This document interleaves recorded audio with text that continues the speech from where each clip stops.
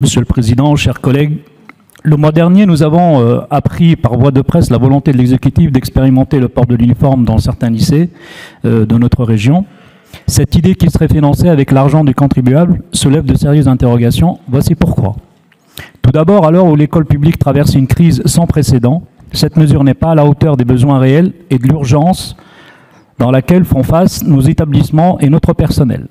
Le nombre d'élèves surchargés dans les classes, le manque de remplaçants pour les enseignants absents, le recours exécutif aux professeurs contractuels, la situation précaire des agents régionaux dans nos lycées sont une des questions cruciales qui méritent une attention immédiate, ainsi que des moyens. Je vous cite le lycée Jean Sartre de Bran, pour ne citer que celui-là. Il manque de 7 agents d'entretien depuis 1 an.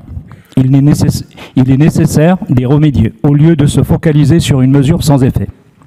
Enfin, l'uniforme ne peut effacer les différences sociales. L'uniforme ne permettra pas aux élèves les plus précaires de pouvoir se doter de fournitures scolaires et au même titre d'un lycée plus aisé. L'uniforme n'empêchera pas les élèves issus des classes sociales les moins favorisées de manger que 2 fois, voire une seule fois par jour.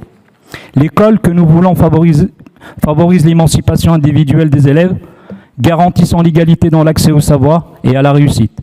Au lieu de gaspiller des ressources publiques considérables sur une telle mesure, il est urgent de les investir dans des politiques sociales concrètes, telles que la mise en place des tarifs sociaux dans les cantines scolaires ou la gratuité des fournitures.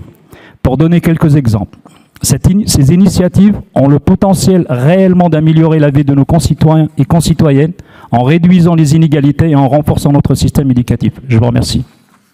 Merci beaucoup. Pour le groupe SED.